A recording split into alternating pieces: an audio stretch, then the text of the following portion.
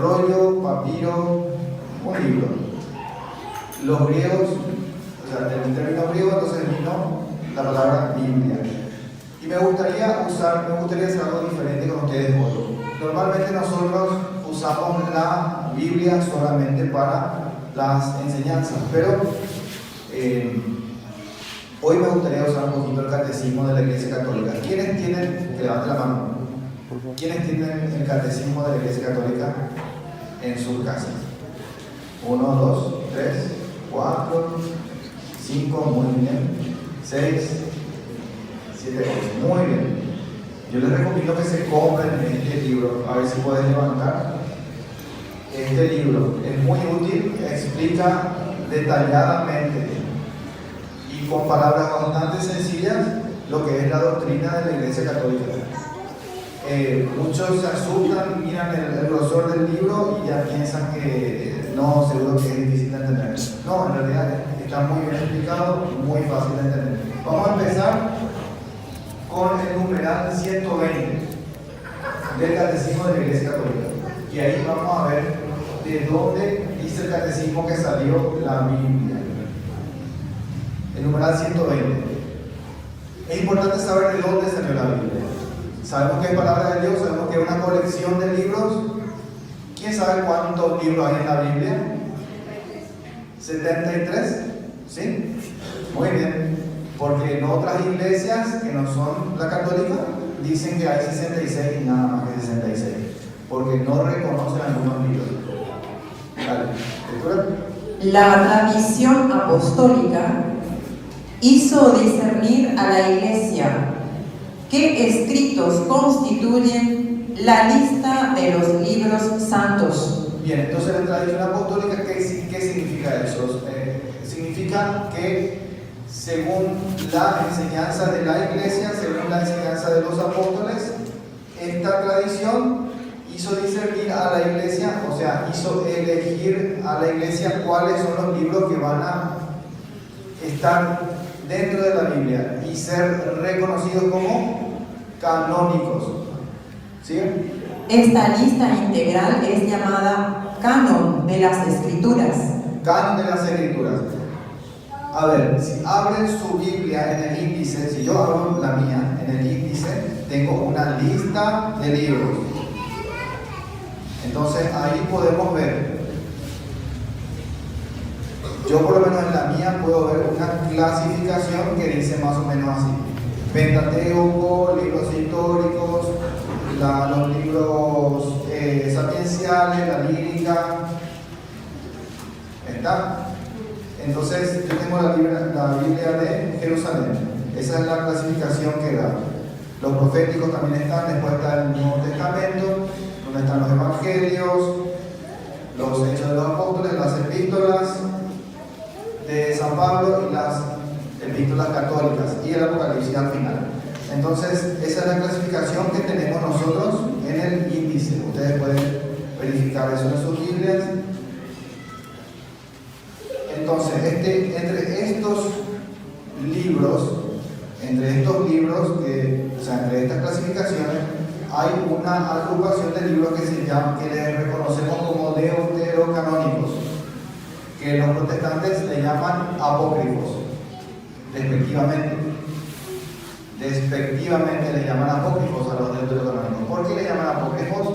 Porque no reconocen que esos libros sean inspirados por Dios, o sea que no reconocen que esos libros hayan sido escritos con inspiración, bajo inspiración del Espíritu Santo. Pero nosotros sí reconocemos eso. Perdón. Ahora, vamos a hablar un poco más adelante sobre los deuterocanónicos. Vamos a avanzar. Vamos al catecismo de la Iglesia Católica otra vez. El 101, numeral 101. A ver qué nos dice. Ahí vamos a ver qué es la palabra de Dios. ¿Qué significa eso? ¿Cómo nos llega la palabra de Dios? A ver. En la condescendencia de su bondad, Dios, para revelarse a los hombres, les habla en palabras humanas, Muy bien, entonces Dios en la condescendencia de su bondad, o sea, Dios porque es muy bueno con nosotros, nos hace llegar su palabra. ¿Cómo nos hace llegar su palabra? En palabras humanas, para que nosotros podamos entender. Vamos al 102, avanzamos al 102. A través de todas las palabras de la Sagrada Escritura. A través de todas las palabras de las Sagradas Escrituras. Están acá. Dios dice solo una palabra. Solo una palabra. ¿Qué dice? Su verbo único. Su verbo único. Habla del verbo. ¿Quién es el verbo encarnado? A ver. ¿Martín Lutero? ¿No? Jesús. Muy bien, Jesús es el verbo encarnado. Entonces la Biblia, la Sagrada Escritura nos habla de Jesús. De Jesús. Y, a ver, ¿tenés un poquito más? ¿Puedes leer? En quien Él se da a conocer en plenitud. En quien Él, ¿quién es Él? En quien Dios se hace conocer plenamente. Y vamos a leer Hebreos capítulo 1, versículo 1 al 3. Ahí van a ver que Dios se hace conocer plenamente de una forma. Vamos a ver. Dios, habiendo hablado muchas veces y de muchas maneras en otro tiempo a los padres por los profetas. Ojo, ahí. Entonces Dios le habló a su pueblo de Israel muchas veces antes, por medio de los profetas. ¿Cierto? Muy bien, sigan. En estos postreros días. En estos postreros días. O sea, ¿quién escribe esto? San Pablo. Entonces, en estos postreros días le está diciendo a los hebreos, es la carta a los hebreos, le está diciendo, acuérdense que antes Dios les habló a ustedes por medio de los profetas. Ahora Dios nos va a hablar, mejor dicho, ahora Dios nos habla de otra forma. Vamos a ver cómo nos habla. En estos postreros días nos ha hablado por el Hijo. Por el Hijo, el Verbo encarnado. Siga. A quien constituyó heredero de todo y por quien asimismo hizo el universo, el cual, siendo el resplandor de su gloria. El resplandor de la gloria de Dios es el Hijo. Jesús. Entonces, por eso el Catecismo nos dice que Dios se muestra plenamente a través del Verbo, del Hijo. ¿Se entiende? Por ahí los testigos de Jehová andan diciendo que Jesús no es Dios, que Jesús es una especie de Superman o profeta, no sé, y que Dios se llama Jehová, por eso ellos se le hacen llamar testigos de Jehová. Ellos separan las cosas. Este es Jehová, este es Jesús. Jesús no es Jehová, Jehová no es Jesús. Eso es lo que dicen los testigos de Jehová. Pero la Biblia nos dice otra cosa. Podemos repetir. Hebreos, anoten, Hebreos del capítulo 1 al 3. El cual, siendo el resplandor de su gloria, ¿sí?, y la imagen misma de su sustancia, y quien sustenta todas las cosas con la palabra de su poder, habiendo efectuado la purificación de nuestros pecados por medio de sí mismo, se sentó a la diestra de la majestad en las alturas. Bien, entonces queda claro que habla de Jesús. No hay ninguna duda acá. Habla de Jesús, no del otro profeta, no. Habla de Jesús. Jesús es el resplandor de la gloria de Dios. Muy bien, vamos al 103. La iglesia tiene una consideración, una estima muy alta por las Escrituras. Número 103. Por esta razón, la Iglesia ha venerado siempre las divinas Escrituras, como venera también el cuerpo del Señor. Entonces la iglesia ha venerado siempre ¿otra vez? Por esta razón, la Iglesia ha venerado siempre las divinas Escrituras. Ahí, por esta razón, ¿cuál razón? De que Jesús es el resplandor pleno de Dios. Por esa razón, entonces la iglesia ha venerado siempre las Sagradas Escrituras, las Divinas Escrituras. como venera también el cuerpo del Señor. Hay gente que no tiene en cuenta las Sagradas Escrituras. Vienen a misa, tienen en cuenta el cuerpo del Señor. Muy bien.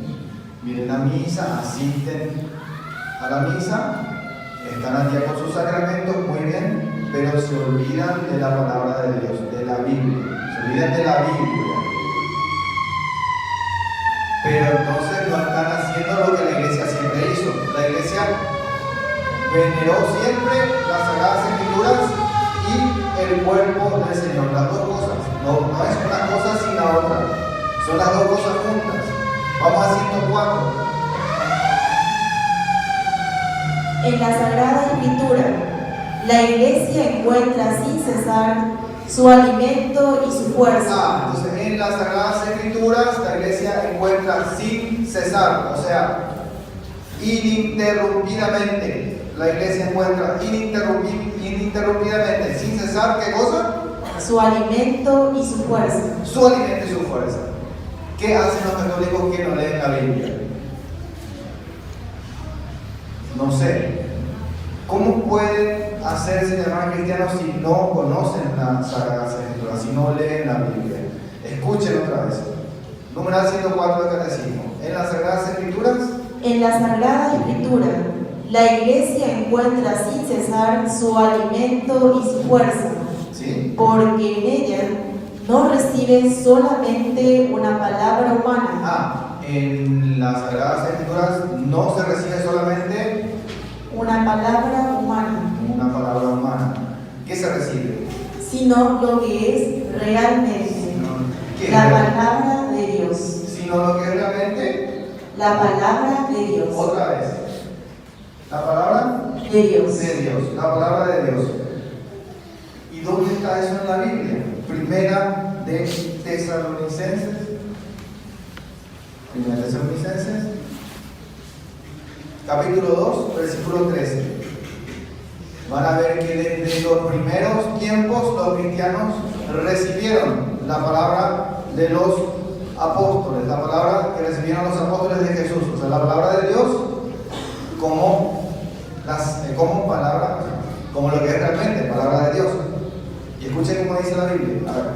Por lo cual, también nosotros, sin cesar, damos gracias a Dios de que cuando recibisteis la palabra de Dios, que oísteis de nosotros, cuando recibieron la palabra de Dios, que oyeron de nosotros, ¿quiénes son nosotros en ese caso? Los apóstoles. Cuando ustedes, tesalonicenses, cuando ustedes, paganos, recibieron la palabra de Dios, ¿qué hicieron? La recibisteis no como palabra de hombres, sino, según es en verdad, la palabra de Dios. La palabra de Dios. No la recibieron como palabra de hombres, sino como lo que es en verdad, palabra de Dios. Porque en los libros sagrados, en la Biblia, Dios sale al encuentro con cada uno de nosotros. Dios nos habla a través de la Biblia. Por eso venimos a hablarles hoy de la Biblia. Pero ¿por qué decimos que la Biblia es palabra de Dios? Jesús es palabra de Dios porque es el verbo encarnado. ¿Acaso no podemos quedarnos nomás con que Jesús vino y murió por nosotros, resucitó y ya está? ¿Podemos quedarnos con eso y nada más? ¿Podemos tener esa conciencia, esa seguridad? Sí, Jesús hizo eso por nosotros, pero también Él dejó encargado a los apóstoles que vayan a predicar. Y los apóstoles después se pusieron a escribir algunas cosas, que es lo que tenemos en el Nuevo Testamento. ¿Y cómo fue escrito lo que tenemos en la Biblia? Vamos al Catecismo 105. Dios es el autor de la Sagrada Escritura. Dios es el autor de la Sagrada Escritura. Entonces, ¿Dios bajó a escribir la Biblia o cómo fue? Las verdades reveladas por Dios que se contienen y manifiestan en la Sagrada Escritura. Se consignaron por inspiración del Espíritu Santo. Bueno, fue por inspiración del Espíritu Santo. Vamos al siguiente punto, 106. El Espíritu Santo tuvo que haber inspirado a algunas personas.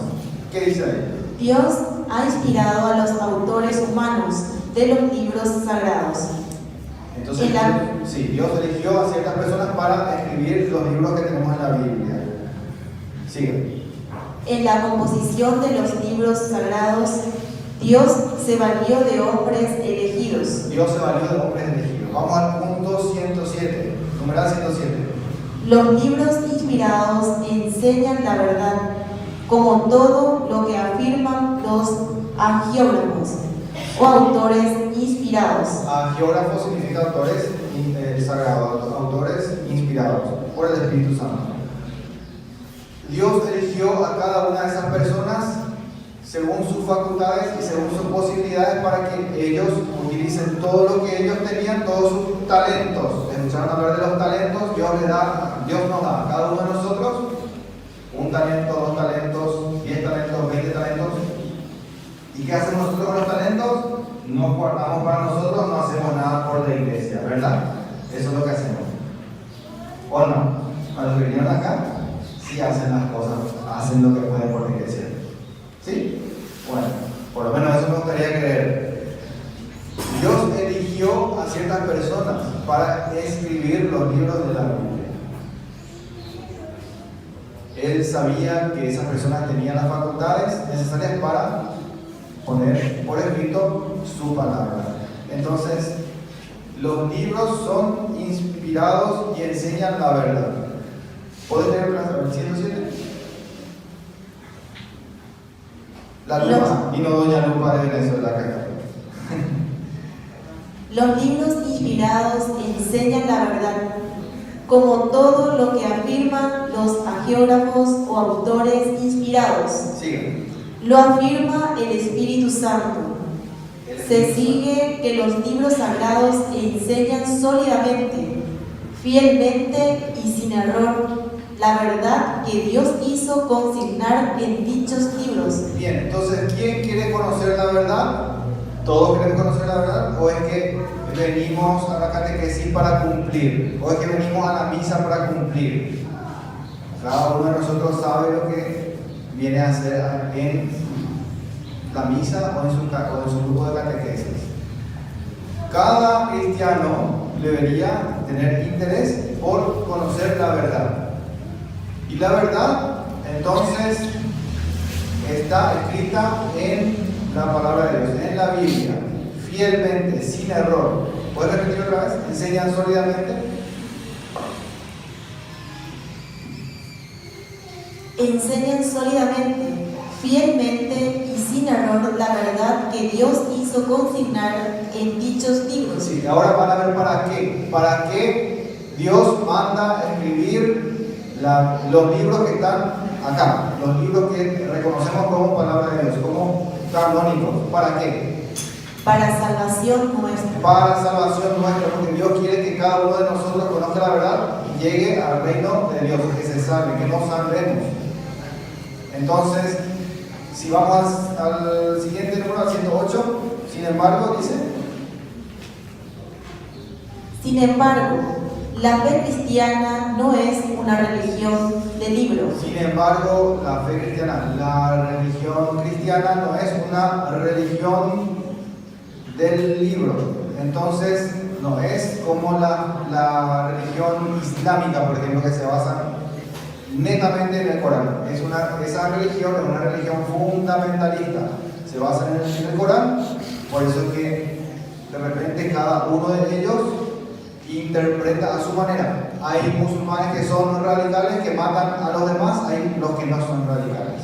Hay los que se visten de blanco, hay los que se visten de azul, qué sé yo, lo que sea, según lo que ellos interpretan del Corán. También hay cristianos allá afuera, no ustedes, que dicen que la religión cristiana es netamente basada en la Biblia, pero no es así. ¿Cómo es entonces? El cristianismo es la religión de la palabra de Dios. Y me gustaría ver Juan capítulo 1, versículo 1. ¿Quién es la palabra de Dios? Juan 1:1. Entonces, la religión cristiana, nuestra religión, no es una religión netamente, solamente bíblica. No. Es algo más que eso. Es la religión de la palabra de Dios. ¿Quién es la palabra de Dios? En el principio era el Verbo, y el Verbo era con Dios, y el Verbo era Dios. El Verbo era Dios. El Verbo estaba con Dios. Vamos a leer el 14. ¿Quién es el Verbo? A ver, más pistas. Y aquel Verbo fue hecho carne, Se hizo carne. y habitó entre nosotros. Habitó entre nosotros el Emmanuel. Y vimos su gloria, gloria como del unigénito del Padre, lleno de gracia y de verdad. El unigénito del Padre, lleno de gracia y de verdad, porque Él es la verdad, el camino, la verdad y la vida. ¿Sí? Jesús. Entonces, Jesús nos viene a mostrar con su propia vida cuál es el camino que tenemos que seguir cada uno de nosotros para llegar al reino de los cielos, allá arriba. Entonces, sabemos ya lo que es la Biblia, Todavía no sabemos de dónde salió y tampoco sabemos bien cómo interpretar la Biblia. ¿Será que se puede interpretar la Biblia cada uno en su casa, en su patio, tomando un tereré y que nos venga nomás la inspiración del Espíritu Santo? ¿Será que se puede hacer eso o cómo es? ¿Qué piensan ustedes? ¿Podemos interpretar la Biblia como nosotros queremos? ¿Como nos viene a la cabeza? ¿No? Vamos a ver en el numeral 111. Numeral 111. Vamos a ver que si la Biblia contiene libros que fueron escritos por inspiración del Espíritu Santo, quiere decir que la manera correcta de entender estos mismos escritos es por medio del Espíritu Santo. Numeral 111. Pero, dado que la Sagrada Escritura es inspirada, hay otro principio de la recta interpretación, La recta interpretación, ¿cuál es? no menos importante que el precedente. No menos importante, escuchen. Pongan la lupa, porque si tienen lupa, pongan la lupa. Y sin el cual la Escritura sería letra muerta. Ajá. La Escritura se ha de leer e interpretar con el mismo espíritu con que fue escrita. Con el mismo espíritu con que fue escrita. El Espíritu Santo. Entonces, el Espíritu Santo es el autor de la Biblia y también es el intérprete de la Biblia. Por eso es que andan muchos por ahí diciendo que tienen una revelación del Espíritu Santo, se ponen una Biblia bajo el brazo y salen a caminar por ahí diciendo que son pastores evangélicos. Pero ustedes no son así. Nosotros somos obedientes a Jesús, somos obedientes a Dios, entonces somos fieles a la iglesia. La iglesia que recibió el Espíritu Santo en Pentecostés, esa es esta iglesia. Entonces, tenemos que tener cuidado de no salirnos por ahí y empezar a interpretar de una manera falsa o subjetiva. Eso no está bien. No podemos interpretar la Biblia como nos da la gana. Pongamos atención a lo que verdaderamente quisieron afirmar los que escribieron la Biblia. Y también tenemos que poner atención a lo que Dios realmente nos quiso contar en la Biblia. Hay que tener en cuenta el contexto histórico, la cultura, el momento histórico. No es que podemos empezar a hablar como otra gente que dice, pero la hermenéutica me dice que esto, que aquello, que la piedra angular no es esto, que la piedra angular no es aquello. Y empiezan a dar vuelta y vuelta y vuelta, que la piedrita, que la piedrota, que Petro, que Petra, y al final se van para otro lado y no entienden nada. No, La Biblia se entiende en el contexto histórico y cultural y del culto que engloba el pueblo de Dios y la iglesia. La Biblia es una unidad, no es que podemos agarrar algunos libros y cortar con tijera y sacar eso como hizo Martín Lutero en 1520 más o menos. No es así. La Biblia es una unidad. Tenemos el Antiguo Testamento y el Nuevo Testamento. Tenemos que aprender a valorar los dos. La Biblia se debe leer entonces en la tradición de la iglesia, que es la enseñanza oral y escrita. Escrita, la Biblia, y oral.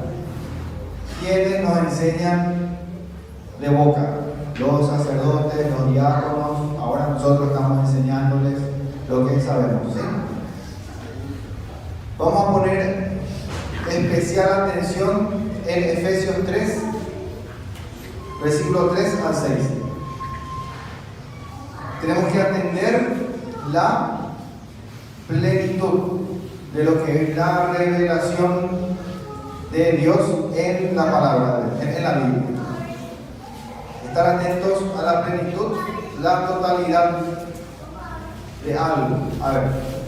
Que por revelación me fue declarado el misterio, como antes lo he escrito brevemente, leyendo lo cual podéis entender cuál sea mi conocimiento en el misterio de Cristo, misterio que en otras generaciones no se dio a conocer a los hijos de los hombres. Bien, entonces San Pablo está diciendo que hay un misterio que él recibió, una revelación que recibió, y ahora le da a conocer el misterio. En la latinoamericana habla del proyecto misterioso de Dios. Hay un proyecto que Dios tiene para todos nosotros. Hay un proyecto. Sigan. Como ahora es revelado a sus santos apóstoles y profetas por el Espíritu. Bien, entonces antes, en el Antiguo Testamento, no se les reveló completamente, o sea, Dios no se reveló completamente al pueblo. Ahora sí, lo dice San Pablo. Ahora se nos revela completamente en plenitud. Plenitud significa totalidad. Totalidad significa universalidad.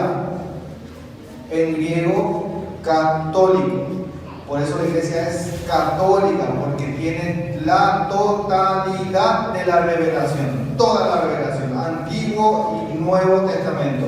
Antigua alianza, nueva alianza. Iglesia católica. No es que tenemos una partecita nada más. Los pentecostales se fijan solamente en el Espíritu Santo. Los bautistas dicen que viene Juan el Bautista, que se tienen que bautizar en un río, o no sé cómo. Los testigos de Jehová dicen que, no sé, que su profeta recibió otra revelación. Los mormones también. No. Sectas. Esas son sectas. La iglesia católica contiene la totalidad, recibió la totalidad de la revelación de Dios. Eso está en Efesios 3 al 6.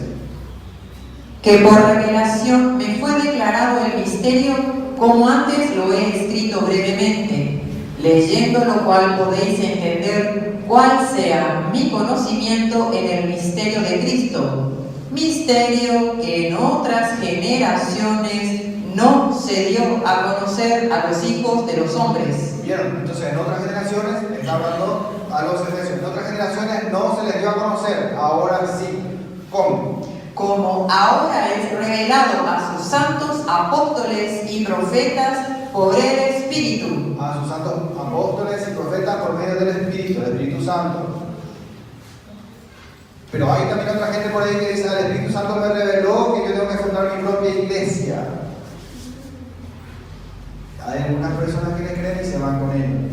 Pero acá la Biblia nos dice Ya fue revelado todo a los santos apóstoles y profetas.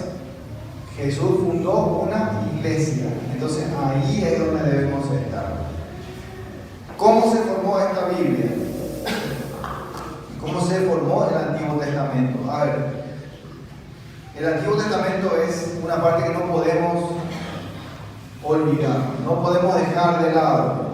Hay algunos que solamente quieren leer los evangelios porque es lindo, porque habla de Jesús, sí, y se olvidan del Antiguo Testamento. No podemos hacer eso.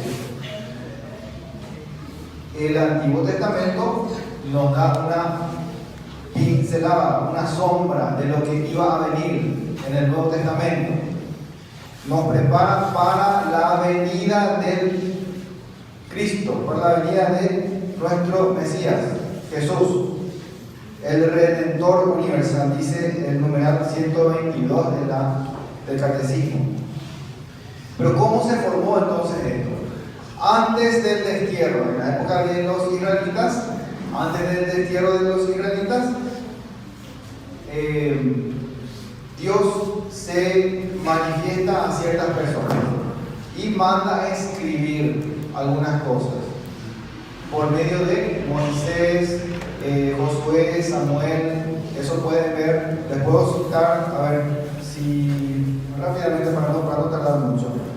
Éxodo 17:14, por ejemplo. Vamos a ver algo que escribió. Vamos a ver ahí que Dios manda a Moisés escribir algo. Ahora, levemente así, porque hay muchas citas, no podemos tocar todas las citas porque si no tardaremos demasiado bien.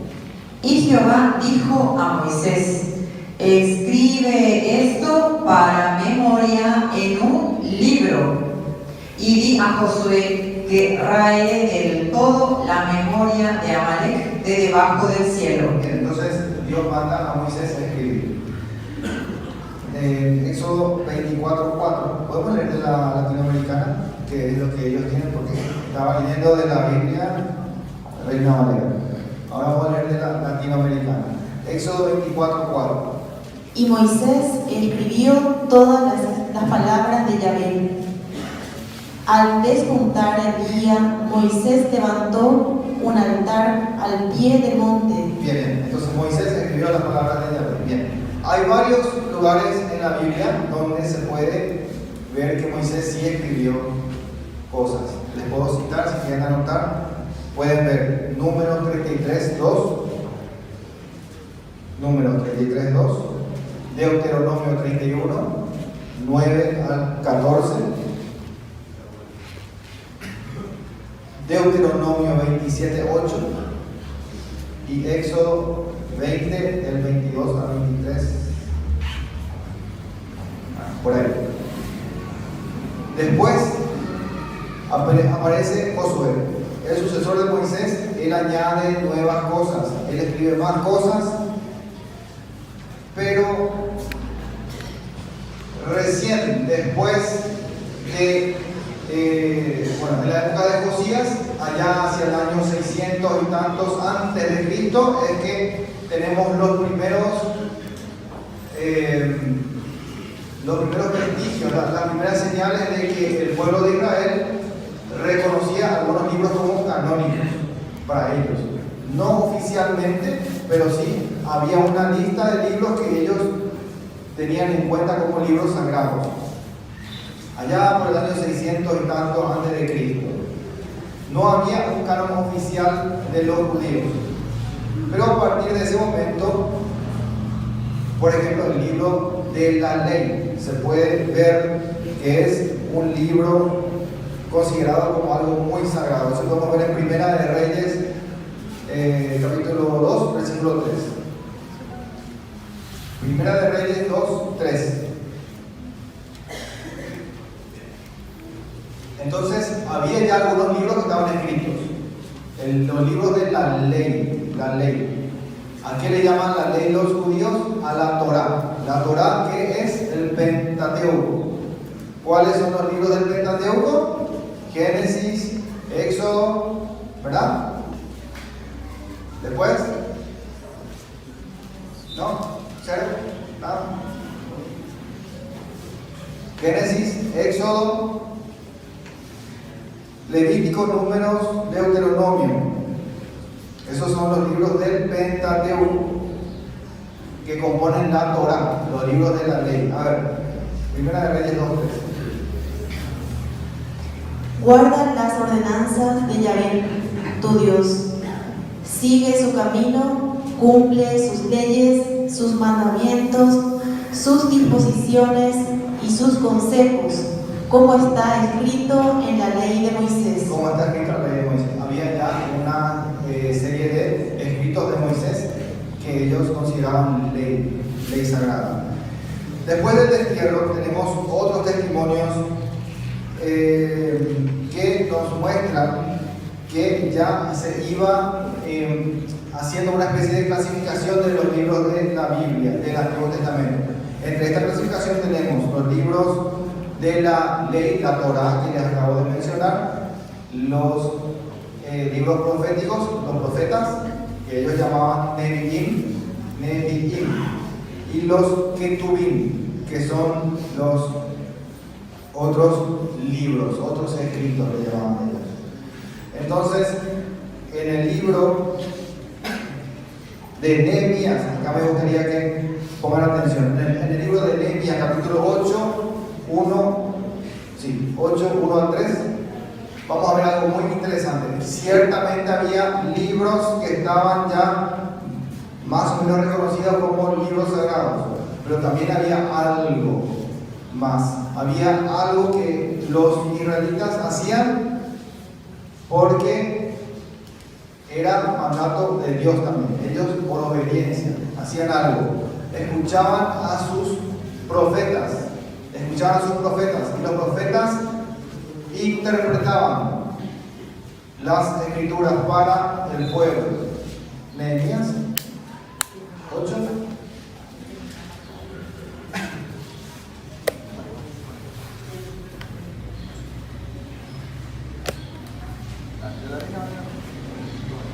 Vamos a leer de la Reina Valera, que es la Biblia protestante, para que vean que si le viene un protestante, igual puede. Nehemías 8, 1 al 3. Igual con la Reina Valera, con la Biblia de ellos, ustedes pueden mostrarles algo muy importante. Nosotros decimos que nosotros no podemos interpretar la Biblia por cuenta propia, que nosotros necesitamos del magisterio de la iglesia. Nehemías 8. Venido el mes séptimo, los hijos de Israel estaban en sus ciudades, y se juntó todo el pueblo como un solo hombre en la plaza que está delante de la puerta de las aguas. Bien, se juntó todo el pueblo delante, allá en la plaza, por ejemplo. Sí. Y dijeron a Esdras, el escriba, que trajese el libro de la ley de Moisés. Esdras trajo el libro. ¿Y qué pasó? La cual Yahvé había dado a Israel.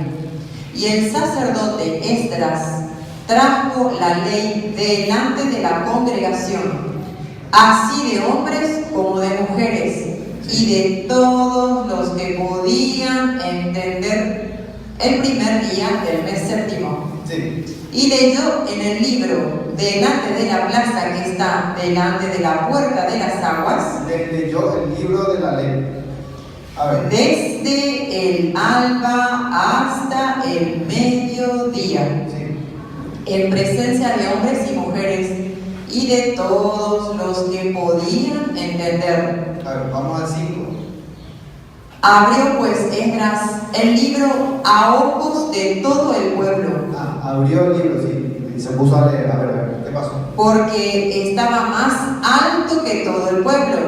Sí. Y cuando lo abrió, todo el pueblo estuvo atento. Todo el pueblo estuvo atento, así como ustedes están atentos cuando nuestro sacerdote nos lee la Biblia, nos enseña, nos da la homilía. Sí. Bendijo entonces Esdras a Yahvé, Dios grande, y todo el pueblo respondió amén, amén, alzando sus manos, y se humillaron y adoraron a Yahvé, inclinados a tierra. Bien, 7 y 8, versículos 7 y 8. Y los levitas Jesuá, Bani, Serebía, Jamín, Acub, Sebatai, Odías, Masías, Elita, Saría, Josabed, Anán y Pelalía. Estaban los levitas. ¿Y qué hicieron? Hacían entender al pueblo la ley. Otra vez, ¿hacían qué? Hacían entender. Otra vez. Hacían entender. Los levitas y el sacerdote hacían entender al pueblo la ley. No es que cualquiera pueda agarrar la Biblia e interpretarla a su manera. Nunca fue así. Nunca ningún judío israelita agarró la ley o el libro que sea del Antiguo Testamento para leer y entender a su manera. No. ¿Por qué? Porque hacían entender al pueblo la ley. Porque había gente que hacía entender las Sagradas Escrituras al pueblo. Por eso. Entonces, no se interpreta por cuenta propia. La Biblia no se interpreta por cuenta propia. Después, pasó el tiempo, el libro de Eclesiástico, que se escribió hacia el año 180 a.C., contiene un prólogo. Si vamos a Eclesiástico, eso está en la Biblia católica. En la Biblia, en la Reina Valera, no van a encontrar Eclesiástico. No hay, no existe. ¿Está? Ahora, en la Biblia católica, sí. Y acá podemos ver, hay un prólogo, una introducción donde el autor nos cita 3 clasificaciones de los libros, y eso nos da a entender que en esa época sí ya había unos libros que estaban reconocidos como libros sagrados. Eclesiástico, sí.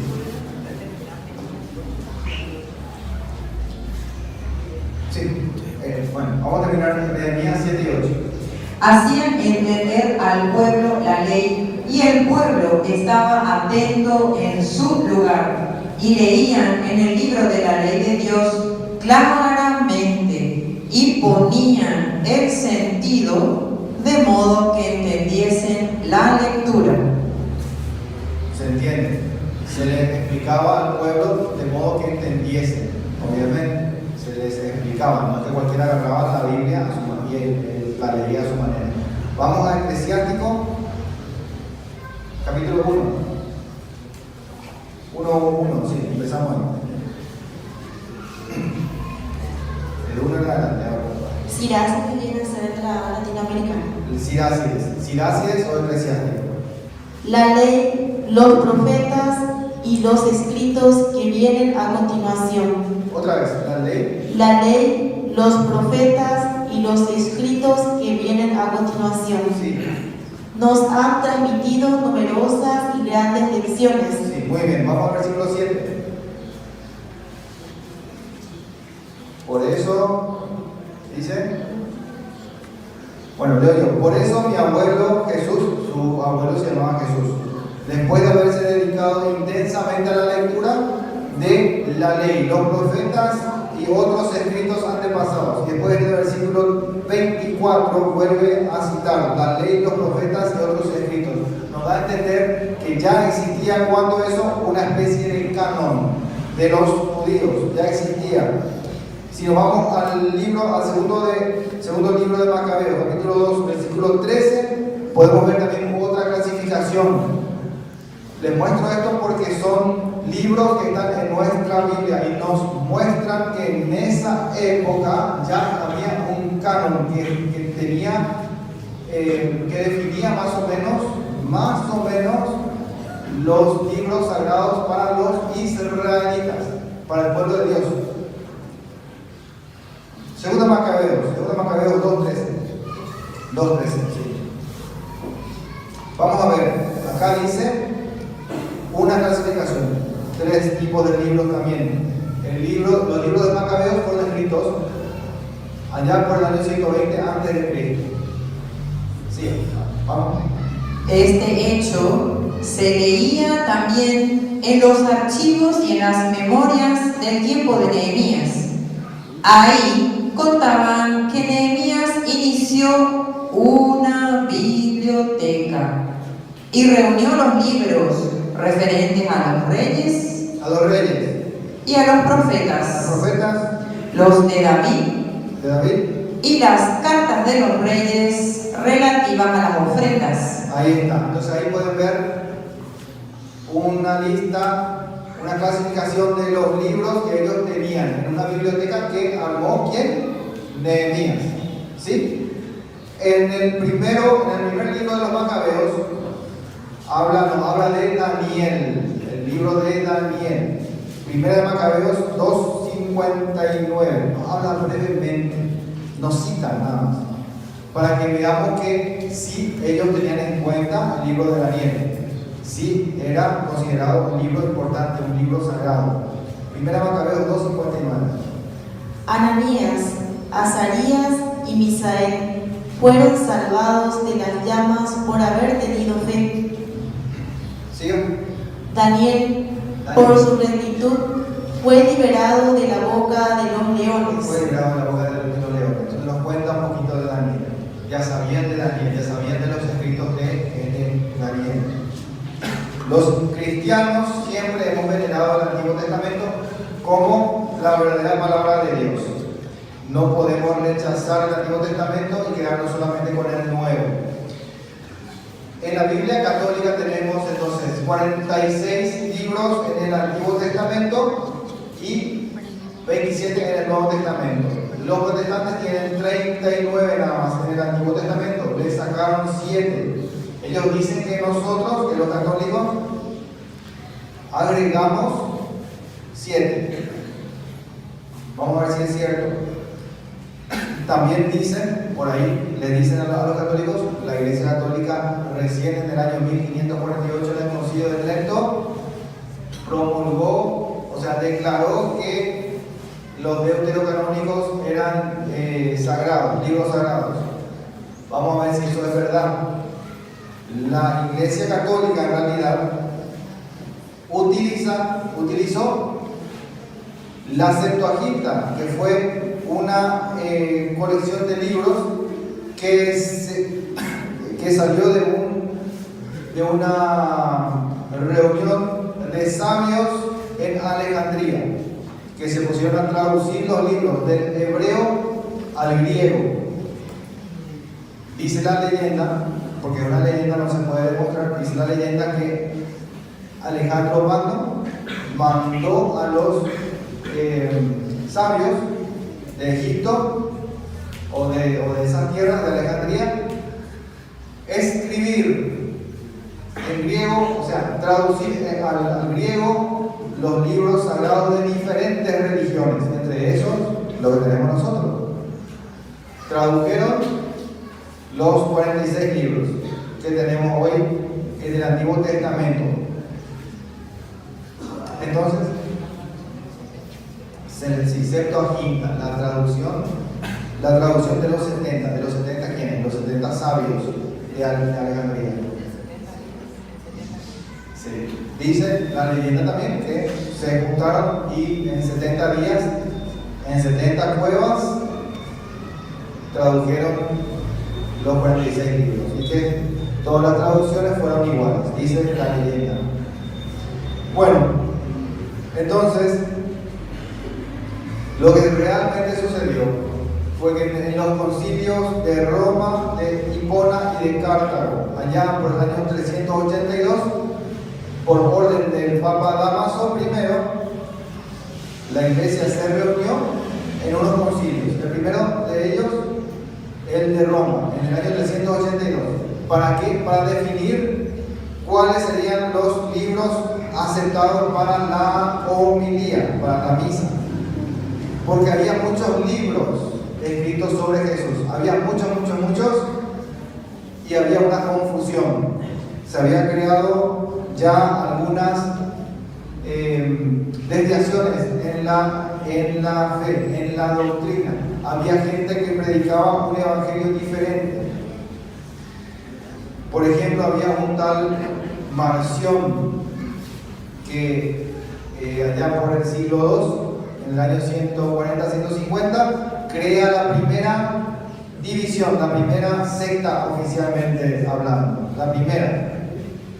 la de Marción.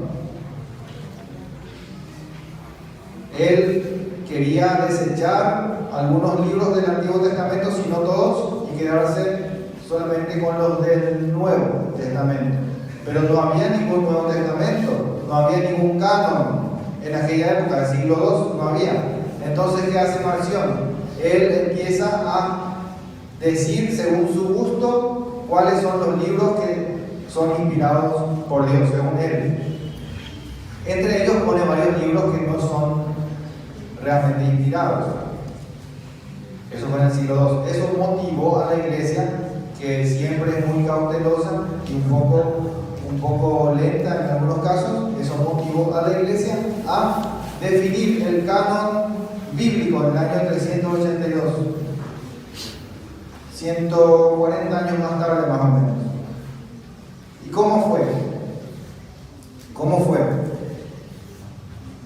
Había cartas que estaban en Éfeso, había cartas que estaban en Corinto, otras que estaban en Tesalónica, en Grecia, y así fueron juntando por orden del Papa Damaso todas las cartas, y en el Concilio de Roma, en el año 382, se pusieron a definir entre todos los obispos de la Iglesia Católica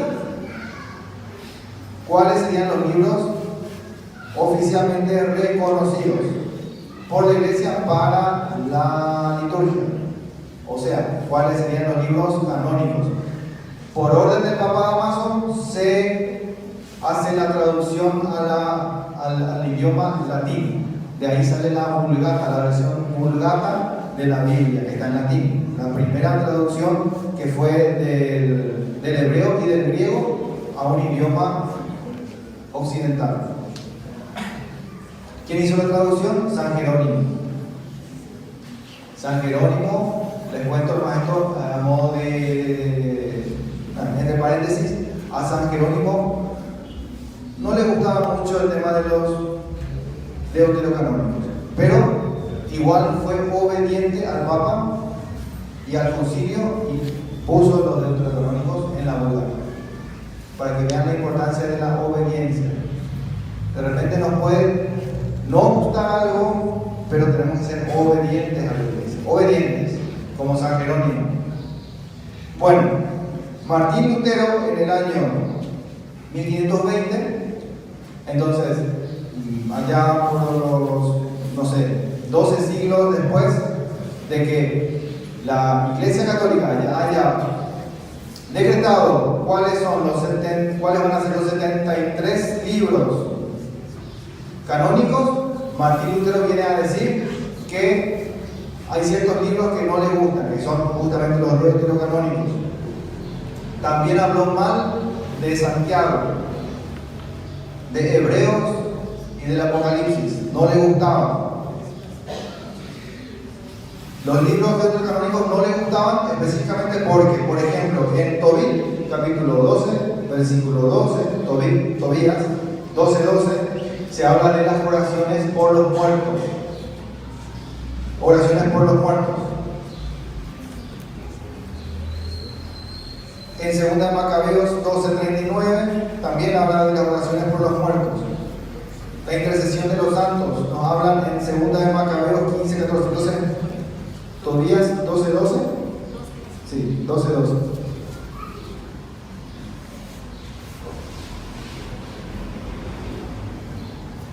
Cuando tú y Sara rezaban, yo presentaba tus oraciones al Señor. Cuando enterrabas a los muertos, yo estaba junto a ti. Cuando te levantabas de la mesa para dar sepultura a los muertos, esto no se me pasó por alto, sino que estaba contigo. Bien, oraciones por los muertos. Oraciones por los muertos. Ahora vamos a ver 2 Macabeos 15:14, intercesión de los santos. Tampoco los protestantes creen en la intercesión de los santos. No se puede rezar por los muertos, dicen ellos, porque murió y terminó. Los santos, sí. 2 Macabeos 15:14. Intercesión de los santos. Onías había dicho: este es el que ama a sus hermanos, el que ora mucho por su pueblo y por la ciudad santa. Jeremías, el profeta de Dios. Bien. Orar por el pueblo, intercesión de los santos. También en Apocalipsis 5:8 podemos ver intercesión mediadora de los ángeles. Apocalipsis 5:8. Tampoco les gusta eso a los protestantes. A Lutero tampoco les gustaba. Por eso él quería quitar Apocalipsis de la Biblia. Quería quitar Hebreos de la Biblia. Quería quitar Santiago de la Biblia. Él sabía bien que eran ya libros reconocidos por la iglesia. Estamos hablando del año 1520. Ahora. Cuando lo tomó, los 4 vivientes se postraron ante el Cordero. Lo mismo hicieron los 24 ancianos, que tenían en sus manos arpas y copas de oro llenas de perfumes, que son las oraciones de los santos. Oraciones de los santos. Entonces tenían los ángeles copas llenas de perfumes, que eran las oraciones de los santos. ¿Está? También los protestantes dicen que Jesús no citó textualmente a los libros deuterocanónicos. Entonces que por eso ellos dicen que Jesús y los apóstoles no utilizaron. Pero eso es una teoría un poco tonta, porque no podemos guiarnos 100% por eso, siendo que Jesús tampoco citó todos los libros del Antiguo Testamento. Tampoco citó todos los libros textualmente. No. Sin embargo, los protestantes usan los libros del Antiguo Testamento porque recibieron de la Iglesia Católica, excepto los deuterocanónicos que le quitaron en 1862. Las Sociedades Bíblicas Unidas decidieron sacarle los deuterocanónicos a la Biblia. Ahora,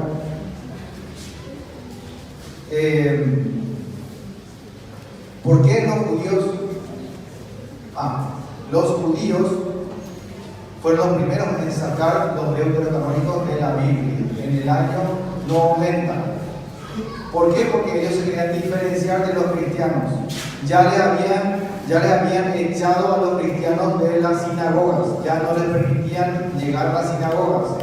Había una persecución. Después de la destrucción de Jerusalén en el año 70, hubo una persecución contra los cristianos, principalmente porque se les acusó a los cristianos de quemar la ciudad y bueno, hubo un saramí y empezó la persecución de Nerón. Murieron miles de cristianos y los judíos aprovecharon para prohibir la entrada a los cristianos en las sinagogas. Y para diferenciarse más de los cristianos, ellos decidieron hacer su propio canon de la Biblia, que es la Biblia hebrea, que es la que tienen los protestantes, y tiene 39 libros. Le quitaron 7. Ellos dicen que la Iglesia Católica le agregó 7, pero no, la Iglesia Católica le agregó 27 libros a la Biblia, que son los que tenemos en el Nuevo Testamento. La Iglesia Católica agregó 27 libros, no 7. Se equivocan los protestantes cuando dicen que la Iglesia Católica agregó 7 nada más, son 27. En las escrituras en los libros deuterocanónicos hay enseñanzas que diferenciaban a los cristianos de los judíos. Los judíos querían recuperar su identidad y también hay algo que les quiero hacer escuchar. En Sabiduría capítulo 2, versículo 10 en adelante. Ahí nos habla de algo que los judíos no quisieron aceptar. Y esta fue una diferencia dramática, como blanco y negro. Los judíos no aceptaron a Cristo, no aceptaron a Jesús como el Cristo, como el Mesías. Y en Sabiduría capítulo 2, versículo 10 nos habla claramente del Mesías. A ver. Oprimamos al pobre, que es justo, tengamos compasión de la viuda, ni respetemos las canas llenas de años del anciano. Que nuestra fuerza sea norma de la justicia, porque la debilidad se demuestra inútil.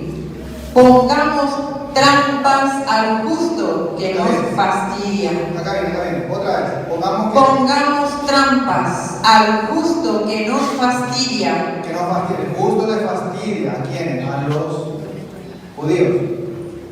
Pongamos las trampas al justo. Hagamos la guerra al justo. Sigan. Y se opone a nuestras acciones. Se opone a nuestras acciones. Jesús se oponía a las acciones de los judíos. Sigan. Nos echa en cara nuestros delitos y reprende nuestros pecados de juventud. Y reprende nuestros pecados. Jesús le reprendía a los judíos. Ay de ustedes, fariseos hipócritas, raza de víboras, sepulcros blanqueados. Sigan. Presume de conocer a Dios Presume de conocer a Dios. y se presenta como hijo del Señor. ¿Se acuerdan que Jesús se presentaba como hijo de Dios? ¿Sí? Él es mi Padre. Entonces, sí, ¿se acuerdan que se burlaban de Jesús? A ver, sigan. Es un reproche contra nuestras convicciones. Ajá. Y su sola aparición nos resulta insoportable. A ver, el 13 otra vez. El 13. Presume de conocer a Dios Sí. y se presenta como hijo del Se Señor. presenta como hijo del Señor. ¿Se acuerdan que le dijeron, si eres hijo de Dios, a ver, baja de esa cruz? A ver si Dios te ayuda para bajar de esa cruz. Sigue. Es un reproche contra nuestras convicciones y su sola aparición nos resulta insoportable. Por eso quitaron el libro de sabiduría, lo que está leyendo ella. Por eso quitaron este libro, porque le resulta insoportable. Sigue. Pues lleva una vida distinta a los demás Lleva una vida distinta, es el retrato de Jesús. y va por caminos diferentes. Nos considera moneda falsa Moneda falsa. y nos evita como a apestados. Ay de ustedes, fariseos hipócritas, raza de víboras, sepulcro blanqueado. Celebra el destino de los justos y presume de que Dios es su Padre. Presume de que Dios es su Padre. Ellos no podían aceptar eso. Ellos no podían aceptar.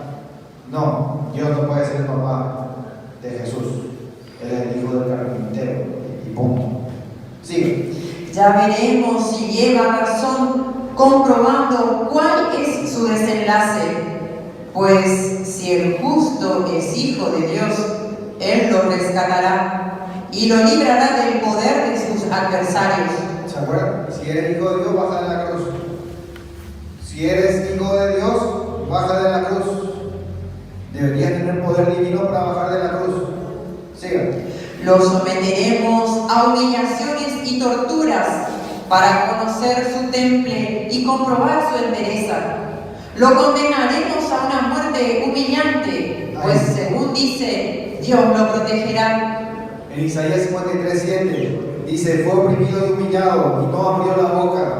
Como un cordero al matadero fue llevado, y como oveja que ante los que la trasquilan está muda, él no abrió la boca. Y en Isaías 53:10 nos dice: quiso Yahvé destrozarlo con padecimientos, con sufrimientos, y él ofreció su vida como sacrificio por el pecado. Eso no podían aceptar los judíos, pero estaba escrito, estaba profetizado y está en sabiduría también. Vamos, sí. Así piensan, pero se equivocan, pues los ofusca su maldad. No conocen los secretos de Dios, ni esperan recompensa para la virtud, ni valoran el premio de una vida intachable. No conocen los designios de Dios, no conocen los secretos de Dios.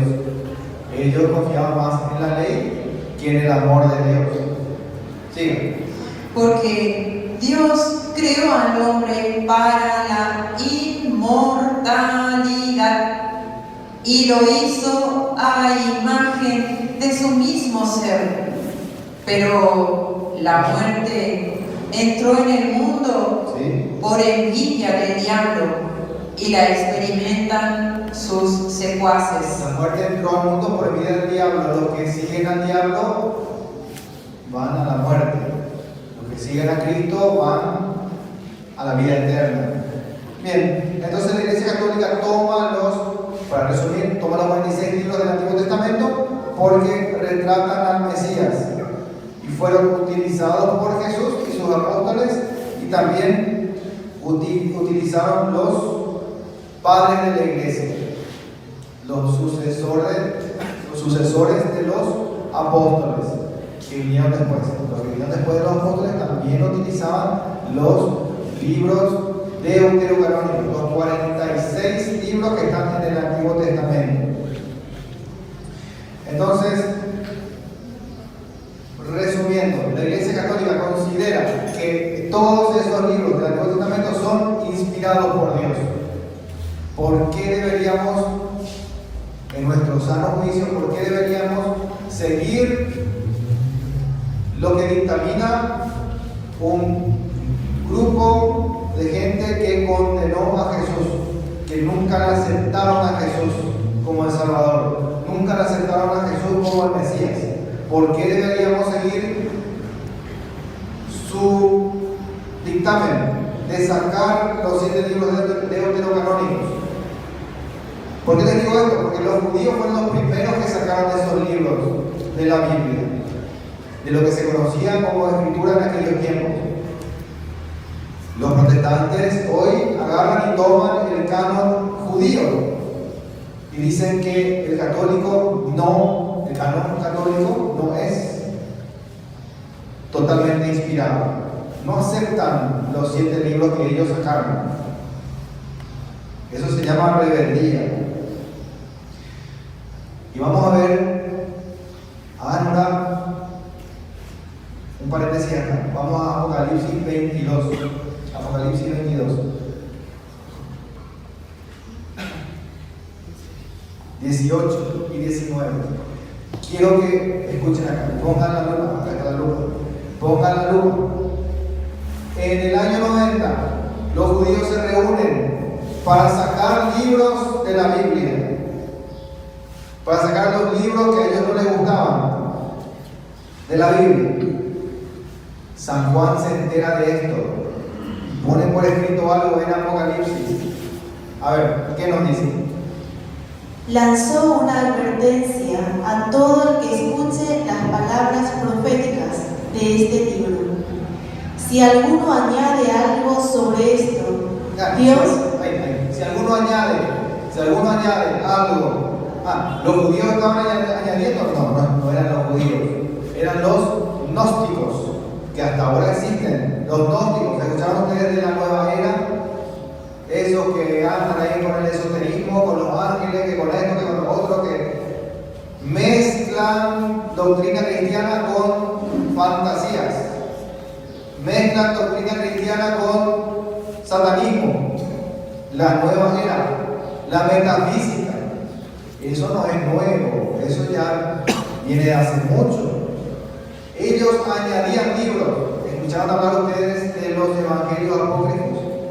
El evangelio de María Magdalena, el evangelio de Judas.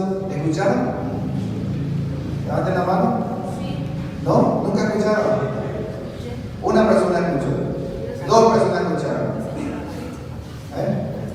¿También? ¿Sí? También. Esos son libros de los gnósticos que la Iglesia Católica rechazó en el Concilio de Roma en el año 382. Dijo, no, estos no son inspirados. Los inspirados son los que están acá, los 27. Y los 46 de antes, de la Septuaginta. Esos son inspirados. Tenemos 4 evangelios de Marcos, Mateo, Lucas y Juan. 4, ahí. No los demás, no el de María Magdalena, no el Evangelio de Pedro, no el de Judas, no el de Bernabé. Otros apocalipsis, se escribieron, cada uno con el nombre supuestamente de un apóstol. Le ponían la firma del apóstol, pero era imposible que sea el apóstol porque se escribieron como muchos años después de que hayan muerto ya los apóstoles. Por eso Juan nos dice: el que añada, el que agregue. Y después, si alguno añade algo sobre esto, Dios te enviará las plagas que se describen en este libro. ajá, Y si alguno quita, acá, y si alguno quita, si alguno quita algo a las palabras de este libro profético, ¿qué le va a pasar? Dios te quitará su parte en el árbol de la vida y en la ciudad santa que se describen en este libro. Muy bien, entonces ni agregar ni quitar. Ni agregar ni quitar. O sea, ni lo que hicieron los gnósticos, ni lo que hacen los protestantes. Los judíos también hicieron eso. Empezó de ahí. Ni uno ni lo otro. Los apóstoles sí utilizaron los deuterocanónicos. Y les puedo demostrar con la Biblia. Apocalipsis 1:4. Una de ustedes, Apocalipsis 1:4, y la otra a Tobías 12:15.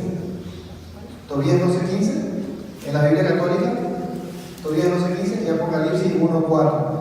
Ella va a leer de la Reina Valera, que es la Biblia protestante, ella va a leer Apocalipsis 1:4 y Sandra va a leer de la Biblia católica, porque en la protestante no está el libro de Tobías. Entonces ella va a leer de la Biblia católica, ella de la Biblia protestante. Así se le demuestra a los tontos que salen de la iglesia católica que están equivocados. Escuchen, Apocalipsis 1:4.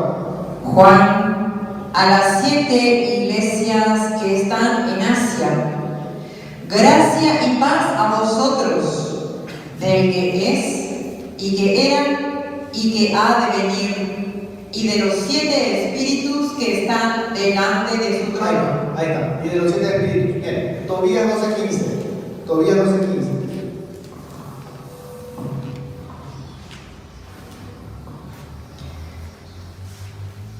Yo soy Rafael, uno de los 7 ángeles que están siempre presentes y tienen entrada a la gloria del Señor. Para, ahí está. 7 espíritus, nombra el Apocalipsis 1:4, Tobías 7 ángeles. Otra relación, Hebreos 11:35, de la Reina Valera, de la Biblia protestante. Sandra, segunda de Macabeos 7:29. Segunda de Macabeos 7:29. Acá vamos a ver otro pensamiento reflejado de los deuterocanónicos en un libro del Nuevo Testamento. Hebreos 11:35. Sí. Las mujeres recibieron sus muertos mediante resurrección, mas otros fueron atormentados, no aceptando el rescate, a fin de obtener mejor resurrección. Quiero que comprendan, hermanos, que nosotros estamos comparando versículos que están en el Nuevo Testamento, que fueron arrancados por los protestantes del Antiguo Testamento, diciendo que esto no es inspiración de Dios. Comparamos recién un versículo de Tobías con uno de Apocalipsis. Ahora estamos comparando. Ahora comparamos Hebreos con Macabeos. Los hermanos protestantes le arrancaron sabiduría, primera de Macabeos, segunda de Macabeos, Tobías,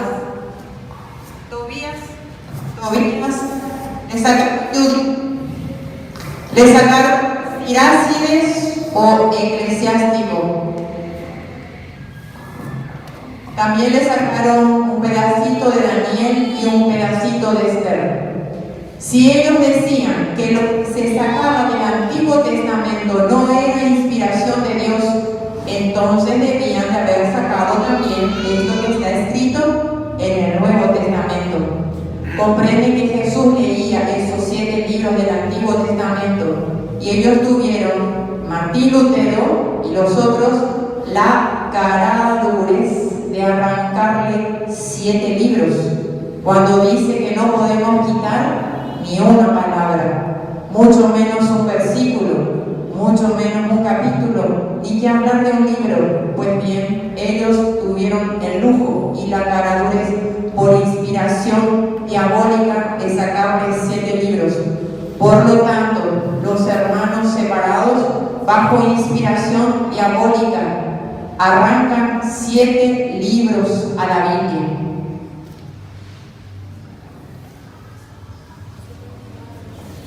Sí, repetimos. 11. Hebreos 11:35. Otra vez. Hebreos 11:35. Vamos a retomar la idea. Las mujeres recibieron sus muertos mediante resurrección, mas otros fueron atormentados, no aceptando el rescate a fin de obtener mejor resurrección. Bien, ahora segunda de Macabeos 7:29. Pongan la lupa acá para escuchar, para ver el paralelismo que hay.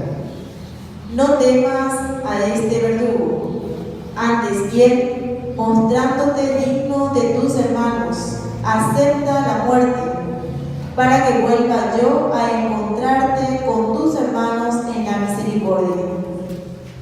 Bien, entonces se habla de la resurrección, cosa que no creían los judíos.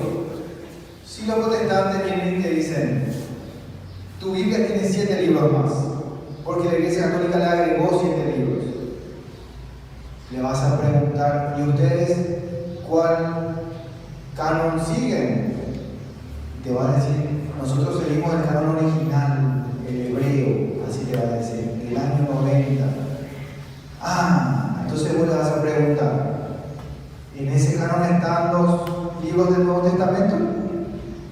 Y te tiene que decir que no, porque no estaban los libros del Nuevo Testamento en el canon judío, en el canon hebreo, y hasta ahora no están. Sin embargo, los protestantes agarran y aceptan los del Nuevo Testamento. Mucha caradurez hay que tener. Aceptan una cosa y rechazan otra. ¿Cómo se entiende eso? Gente, ¿cuánto tiempo me queda? Ya pasamos la hora. Bien. Para terminar, hay mucho más por decirlo, para dejarles ir también. Otro día podríamos continuar. Las Escrituras son el alma de la teología. Las Escrituras tienen que ocupar un papel fundamental, primordial en la predicación pastoral, en la catequesis, en la homilía, obviamente ocupa ese lugar. Pero ¿y en la catequesis qué pasa? Los que son catequistas acá, ¿quiénes se dedican más a hacer dinámicas que a leer la Biblia? ¿Quiénes se dedican más a organizar el próximo retiro, que a enseñar la Biblia? Y les hago una pregunta, no para que me contesten ahora, porque no sé si él está grabando y va a quedar feo. Pero, ¿quiénes son los catequistas que les enseñan la doctrina de la Iglesia con la Biblia a sus alumnos? Nosotros somos la catequesis familiar. Sí. Y lo primero que hacemos es... Excelente, les felicito. Todos los movimientos el Papa Francisco nos manda ahora, pero ya desde hace mucho la Iglesia viene encomendando esto, porque lo que yo les enseñé hoy viene del catecismo. ¿Dónde está mi catecismo? Acá. Del catecismo de la Iglesia Católica. Y ya tiene sus años. Pero se nos está olvidando a los católicos leer la Biblia. Obviamente hay que hacer dinámicas, obviamente hay que animar a los jóvenes, pero también hay que enseñarles a amar las Escrituras, porque no se ama lo que no se conoce. Enséñenles a leer las Escrituras. Enséñenles a leer, a gustar de las Escrituras. versículo por versículo, así como estuvimos haciendo un poquito nosotros. Y si se fijan en los videos del Padre Luis Toro, van a ver que para en cada coma, a veces antes de la coma también, para darle un énfasis al mensaje. A veces se repite varias veces para que se nos grabe en el corazón, no solamente en la cabeza.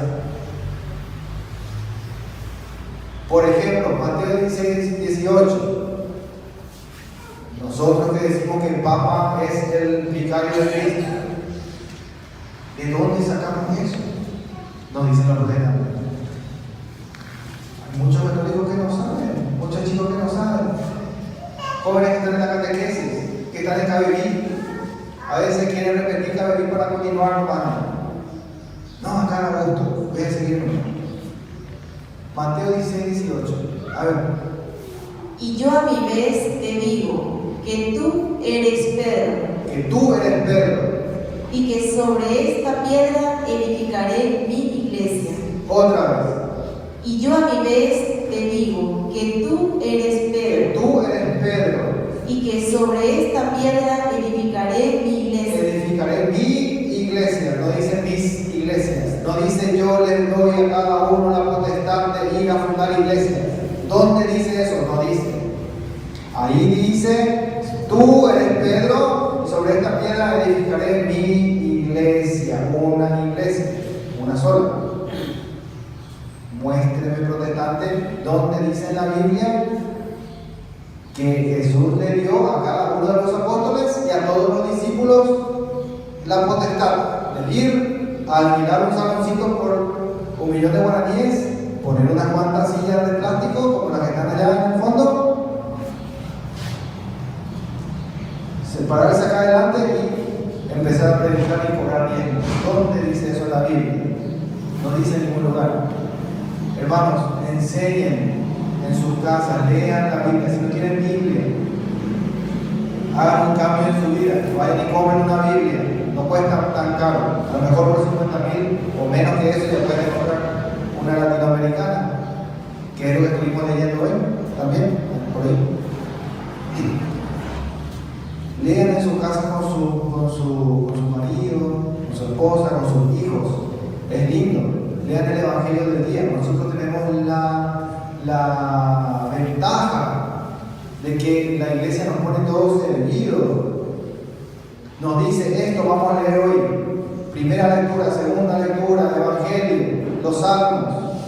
Tenemos toda esa ventaja y aún así somos perezosos. ¿Qué está pasando con nosotros? Nos estamos olvidando de que las Escrituras son alimento y fuente de vida eterna. También como la Eucaristía. Venimos a misa, lo que dije al principio. Venimos a misa, todo bien, cuerpo de Cristo, amén. Bueno, pasamos. ¿Y después qué pasa? Salimos de acá y nos olvidamos de leer la Biblia en casa, nos olvidamos de repasar el Evangelio del día. ¿Por qué? Porque no le damos importancia a la Biblia. Eso tiene que cambiar a partir de hoy. Tiene que cambiar. Los que no tienen Biblia, cómprense una Biblia. O presten a alguien que no quiera leer. Léanse ustedes la Biblia. Y después, cuando tengan platita, cómprense una Biblia propia y le devuelven la Biblia a la persona que no quiere leer, que no quiso leer. Y a lo mejor ahí ustedes ya se habrán ganado un hermano porque le pueden leer la Biblia a esa persona. ¿Qué les parece? Sencillo.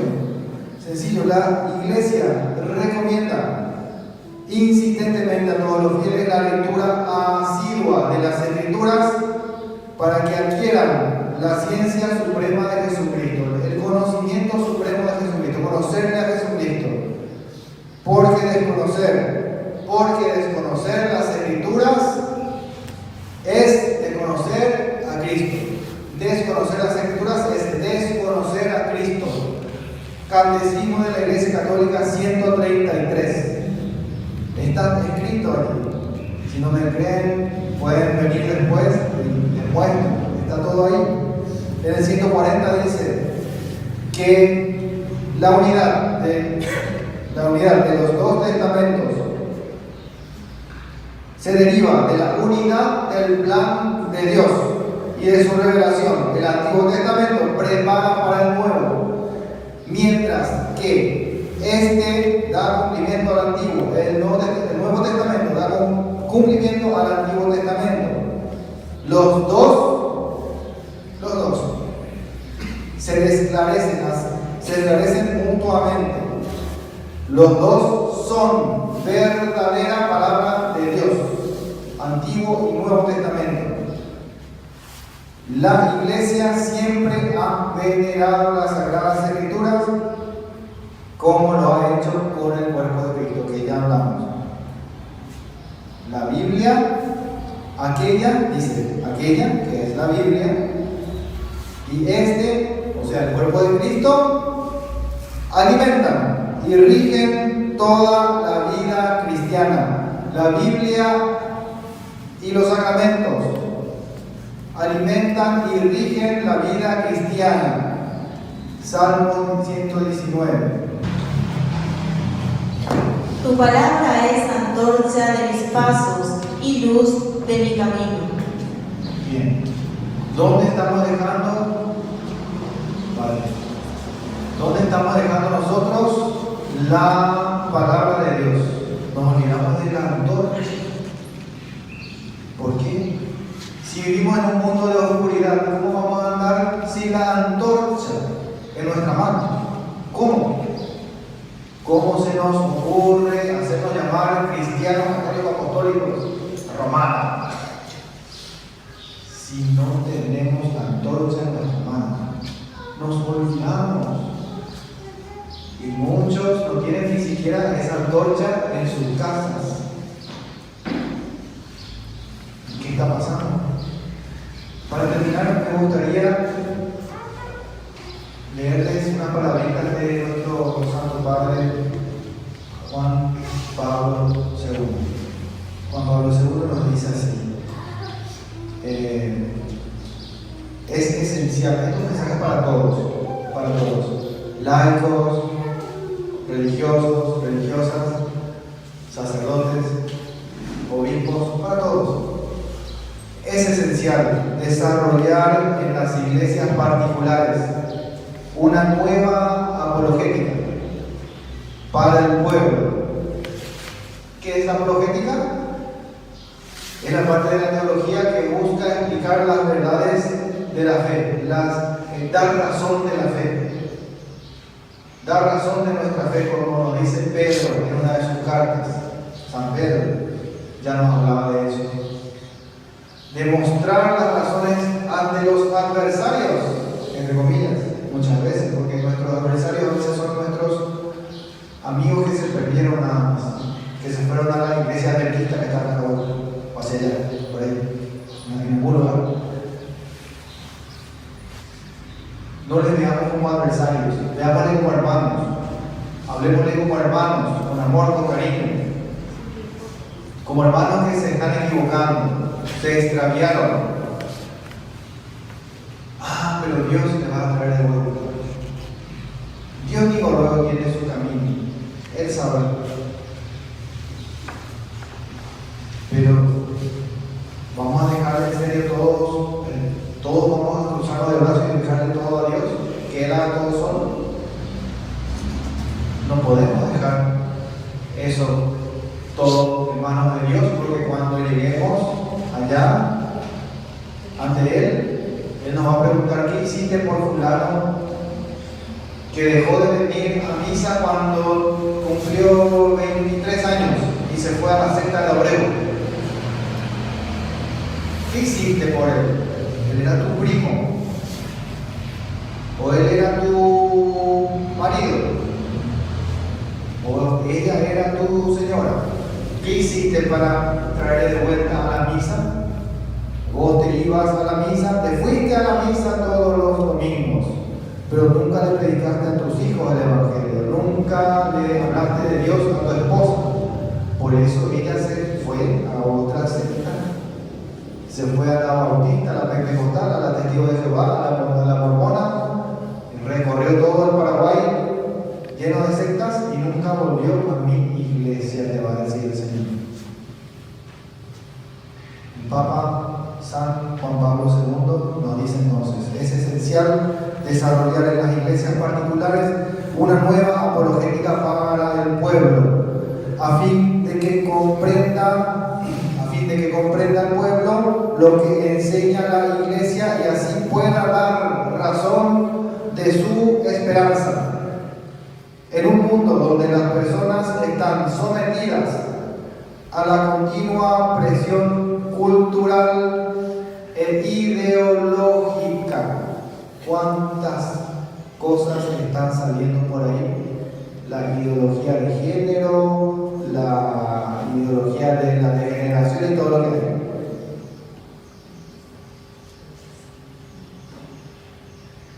En un mundo donde las personas están sometidas a la continua presión cultural e ideológica de los medios de comunicación social y a la actitud, pongan la lupa, y a la actitud agresivamente anticatólica de muchas sectas. Son agresivamente anticatólicos. Es esencial que los católicos, es esencial que ustedes, católicos, conozcan lo que enseña la iglesia, comprendan esa enseñanza y experimenten su fuerza liberadora. Sin esa comprensión faltará la energía espiritual necesaria para la vida cristiana y para la obra de evangelización. ¿Cómo van a vivir una vida cristiana plena si no leen las Escrituras? ¿Cómo van a enseñar a sus seres amados y no amados también la palabra de Dios? ¿Cómo le van a enseñar? ¿Cómo van a evangelizar? Somos llamados a ser discípulos en todas las naciones. Mateo 28, 19 y 20. Somos llamados a ser discípulos, somos llamados a llevar el evangelio a todos lados. No tengan miedo, no piensen que porque les cuesta hablar o porque les cuesta dialogar con otra persona, no piensen que eso les va a detener. Hermanos, hay mucho más que decir, pero por cuestiones de tiempo ya me gustaría cerrar aquí. Podríamos organizar más adelante quizás una segunda parte donde podríamos hablar de la nuestro que estás en el cielo, santificado sea tu nombre, y que venga a nosotros tu reino y